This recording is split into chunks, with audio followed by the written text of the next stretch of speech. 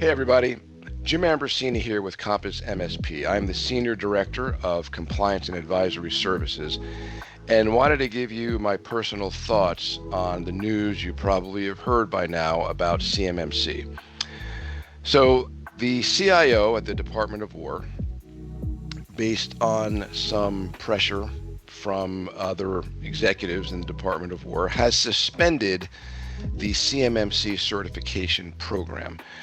Now, this is causing, as you can imagine, a lot of turmoil and confusion in the industry. Everybody's wondering, well, what does this mean for me? What happens to all of those C3PAOs that were created to do the assessment on those thousands of companies in the defense industrial base?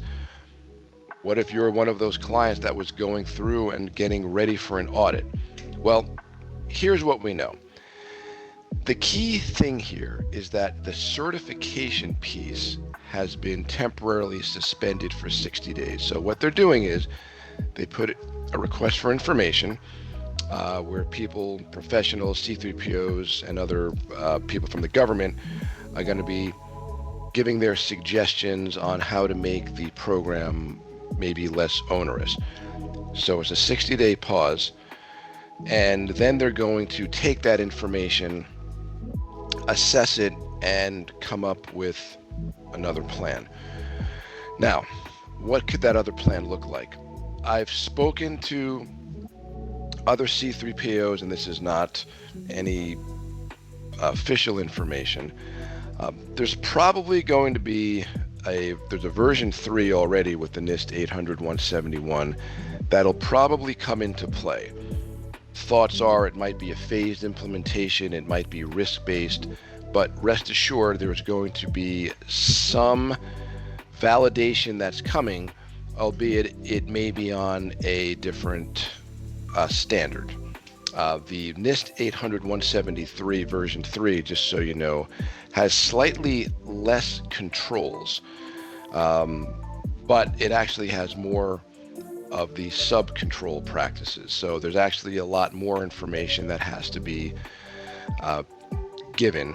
The only difference is it's more prescriptive. In other words, if they do use version 3, the government decided the control frequency, for example, how long vulnerability tests should be, how often, the length of the passwords, how often you should be doing certain controls, etc. So in one case, it may be a little bit easier to implement because they're telling you exactly what it means. But here's the key piece that you have to understand. The underlying DFARS clauses that the program was built on has not changed at all. In fact, they even said in the memo and on the website, you are still responsible for implementing all of the NIST 800-171 version 2 controls if you are required to be at level 2, meaning you take in and process or be able to access CUI data. So level 1 is in effect no matter what for all defense contractors in this system. Level 2, if it applies to you, you still have to comply with all 110 controls. The only difference is the actual certification, the third-party attestation, where the audit firms, called C3PAOs in the industry, would come in and do the assessment. So that part has been taken away for now. But they did mention in the letter that that role for the time being is going back to the government auditors. They're called the DIBCAC. And just so you know, if you do get selected, they tend to be a little bit tougher than the C3PAOs. The other thing is, this is very important.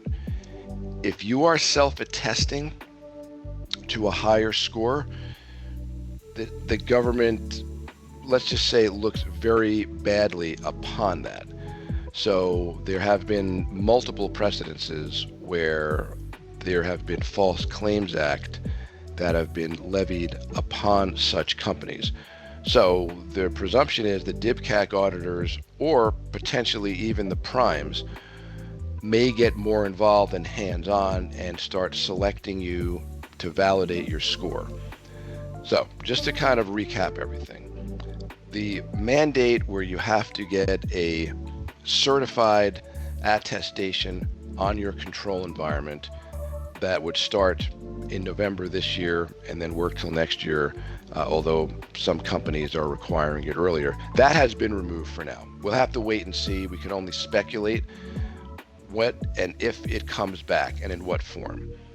The thing that has not changed is you still have to maintain compliance with all 110 controls in NIST 800-171 version 2.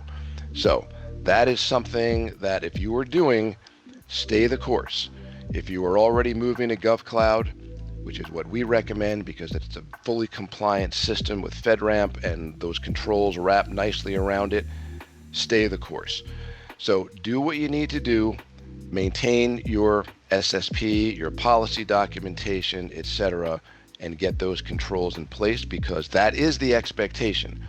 And you will be required to self-attest to that this year if you haven't already. And when you do self-attest, the system now is going to require certain artifacts. So you can't just go in and just put a score. You're going to have to kind of prove it by showing examples of putting your SSP, putting in your POAM, putting in examples of continuous monitoring, etc. So if you do need help with this, we have a proven program. We've taken companies from pretty much zero to full compliance. I have a whole team dedicated to this, and we would love to help you. So please reach out if you need any help, and stay tuned because we'll have more information on this very important topic as we get to it. Take care.